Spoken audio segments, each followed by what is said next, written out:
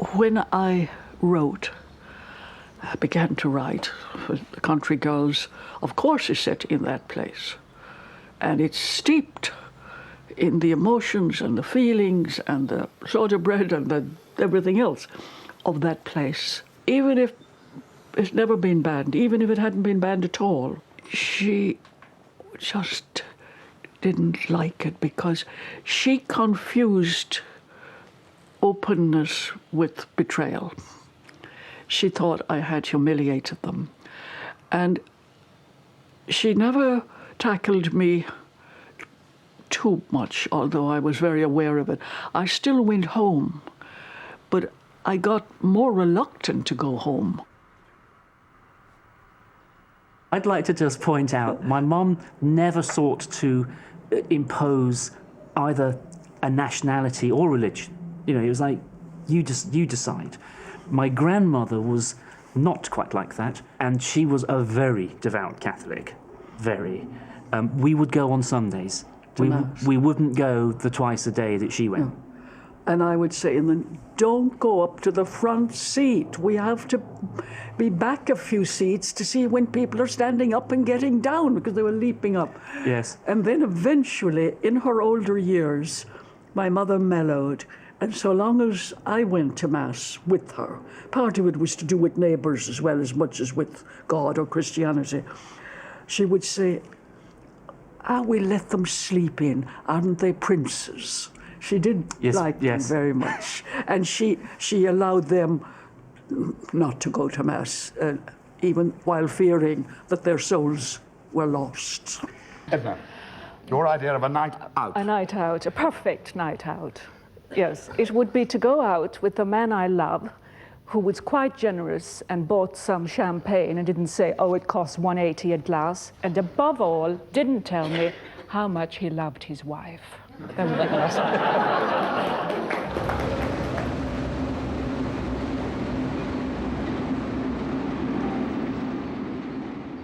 The money I got from the movie that wasn't good, Z and Co., or X, Y, and Z, they called it somewhere else, I got £39,000, and I decided to move. And I lived in Putney at that time, and I had a lovely house on the river.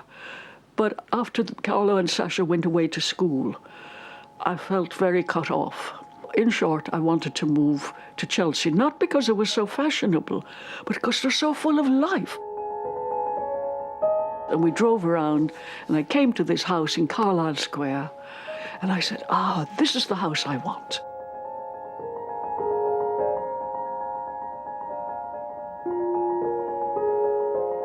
And I lived there for 15 years, and through my own improvidence, being a romantic in matters of love, and I think somewhat mentally deficient in matters of money, I lost that house. And it was my stronghold. And every time I go by there, I look in at it. Talk of exile. I look in at it with such yearning and such passion and such anger and so on. So I did own that house. I did.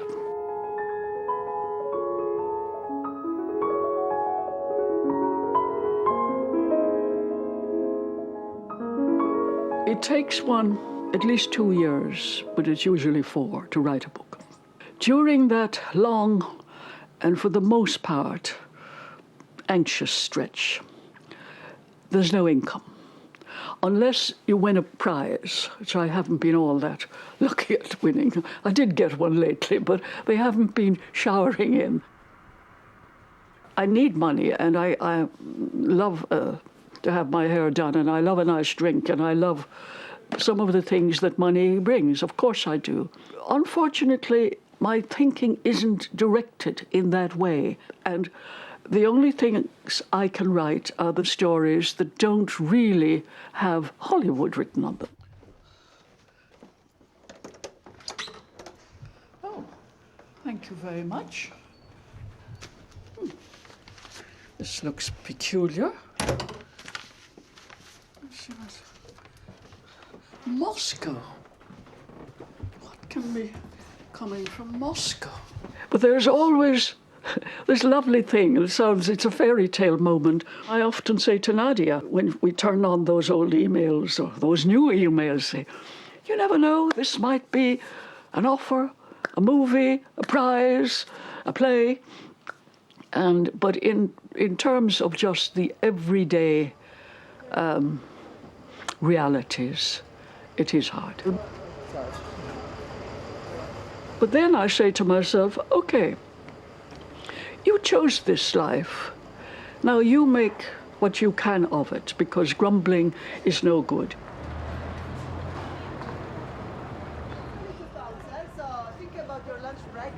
People say to me, well, your books have they have a darker hue now than they had. I would have to agree with that. I also find that you learn from each book you write. It's like a ladder, and you start at the bottom of the ladder and hopefully don't fall off.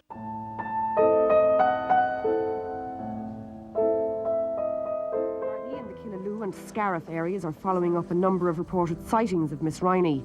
She was seen driving through the village with a man in her car last Friday. The woods no longer the harmless place it once was.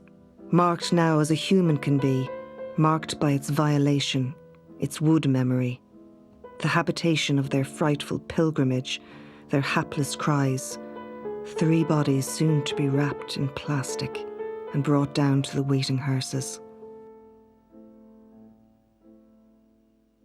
It was about 8 years after the actual tragedy that I sat down to write the book.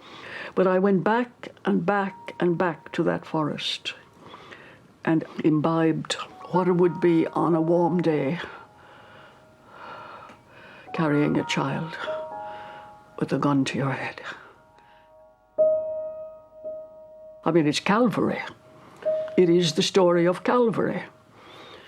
And that's why I was drawn to it. I heard the voice of the devil saying, "Kill her, kill her." I said, "We have to go to the woods." She tried to defy me. The gun was hid outside behind a tree.